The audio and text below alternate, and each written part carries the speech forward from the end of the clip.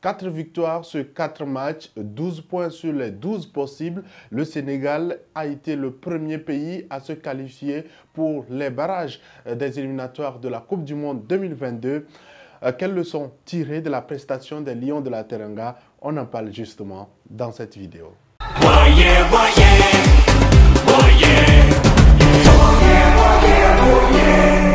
Salut à toi, bienvenue sur ma chaîne, moi c'est Jacques. Ici, j'analyse l'actualité sportive africaine et si tu ne l'as pas encore fait, abonne-toi à ma chaîne, active la cloche de notification pour qu'on puisse être nombreux à évoquer ce type de sujet. Les Lions de la Teranga ont été les premiers à se qualifier pour les tours prochains, les barrages des éliminatoires de la Coupe du Monde 2022, après avoir fait un début calme face au Togo où ils étaient un peu en difficulté lors de la première période. La sélection sénégalaise a déroulé tout au long de la suite des événements, que ce soit face au Congo-Brazzaville et également face à la Namibie. Tout a marché, les 4 victoires ont été enchaînées. Et ce qu'il faut retenir dans l'essentiel, c'est que les victoires ont été acquises et les 4 victoires ont permis donc à la sélection conduite par Aliou Cissé de pouvoir se qualifier déjà à 2 match de la fin de ce tour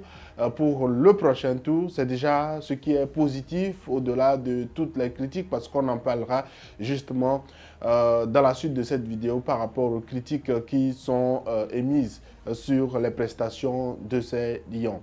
Le plus important, c'est un effectif de qualité qui a su se sortir de beaucoup de difficultés. Déjà lors du premier match face au Togo, on a vu comment lors de la première période, c'était assez difficile. Au Congo-Brazzaville également, ce n'était pas autant facile. Et également à Dakar, sans oublier véritablement le match face à la Namibie où on a vu également des Lions en difficulté. Et puisqu'on est en foot et que c'est seulement le résultat qu'on va regarder, on va se dire que au moins le Sénégal a porté ou a gardé son leadership dans ce groupe. Au début, on se demandait si les autres formations avaient la capacité de pouvoir titiller cette sélection sénégalaise. On s'est rendu compte qu'il n'en est rien du tout. Certains, comme le Togo, avaient essayé un peu, mais ça ne marche pratiquement pas parce qu'on a quand même une sélection sénégalaise remplie de joueurs expérimentés, de joueurs qui jouent au premier niveau et d'un sélectionneur qui a quand même déjà une expérience en tant que joueur de la sélection et puis une expérience de quelques années à la tête de la sélection et qui est déjà assis. Alors, dans cette perspective, dans ces qualifications, on a également dans les événements ou dans les sujets les plus évoqués, la première sélection de Bouna Sarr au niveau des Lions qui a décidé donc de porter les couleurs du Sénégal. J'avais prévu parler de ce sujet, mais j'ai préféré donc attendre voir les 2 premières prestations du joueur de Bayern avant vraiment de pouvoir me prononcer. Parce que oui, au début, beaucoup estimaient que ce n'était pas logique qu'il puisse être sélectionné parce que, ayant refusé depuis plusieurs années, s'étant entêté de pouvoir porter les couleurs de la France. Que dire de ces 2 premières prestations? On va dire que ce sont des prestations normales. On va dire que c'est un Bouna Sarr qui n'a pas vraiment fait progresser, selon moi, fait progresser son secteur, mais qui a travaillé dans la continuité et qui a permis à sa sélection de ne pas douter parce que, soyez-en sûrs, si Bouna Sarr n'était pas arrivé dans cette période, ça allait être assez difficile de pouvoir compter sur un joueur d'expérience sur le côté droit de la défense sénégalaise. Son arrivée a permis d'avoir une assurance, il a fait le job malgré les critiques et déjà les critiques, il faut travailler malgré les critiques, il y a la pression des critiques et tout cela, mais l'essentiel c'est qu'on l'ait vu et qu'il puisse maintenant avoir la possibilité durant les prochaines rencontres de pouvoir montrer ce dont il est capable et comme lui-même a dit que c'est sur la base de ces résultats, de ces prestations qui fera taire les critiques qui étaient émises par rapport à son arrivée. De l'ensemble de ces premières 4 rencontres des Lions dans ces éliminatoires, moi je retiens quand même une sélection de qualité, un groupe intéressant.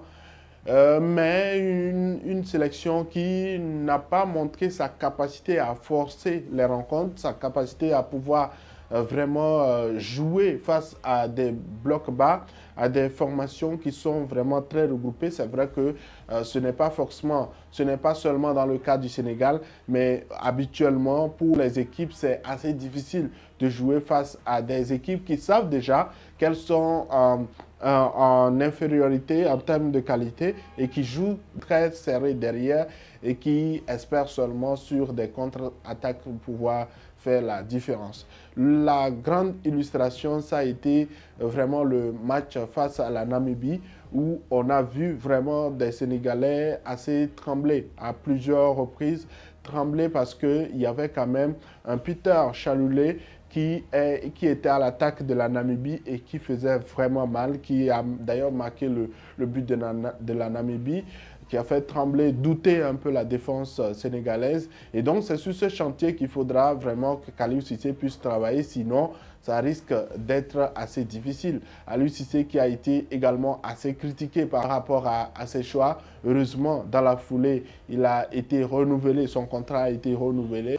Maintenant, quitte à lui de pouvoir rassurer, quitte à lui de faire progresser cet effectif, parce que oui, vous avez déjà la qualité. Maintenant, il faut progresser, parce qu'à la Coupe d'Afrique des Nations, vous aurez des formations qui vont vraiment chercher à remporter la Coupe continentale. Au-delà de la finale à laquelle était le Sénégal, l'objectif maintenant, c'est de remporter ce trophée. Et pour pouvoir remporter ce trophée, il faudrait peut-être affronter le pays organisateur, le Cameroun. Il faudrait affronter les qualités des sélections maghrébines.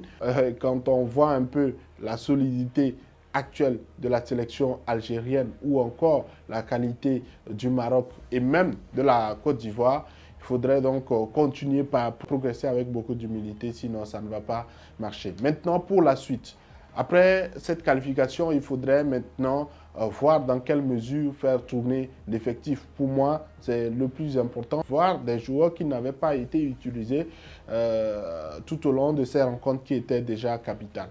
Et ça permettra déjà d'avoir une première perspective du groupe à sélectionner pour la prochaine Coupe d'Afrique des Nations. Quoi qu'il en soit, la sélection sénégalaise reste de qualité. Maintenant, la suite, il va falloir être très humble et bien travailler sérieusement. Sinon, pour le moment, le Sénégal, en termes de qualité de prestation, n'est pas encore la première sélection africaine. C'est mon avis. Quel est ton avis par rapport à la prestation des Lions tout au long de ces 4 rencontres des éliminatoires du Mondial 2022? Quelles sont les perspectives selon toi? Est-ce que, avec ce que tu as vu, le Sénégal a la possibilité de remporter la prochaine Coupe d'Afrique des Nations? Laisse-moi un commentaire et si tu ne l'as pas encore fait, abonne-toi à ma chaîne, active la cloche de notification pour qu'on puisse être nombreux à évoquer ces types de sujets ayant trait au sport et particulièrement au football sur le continent.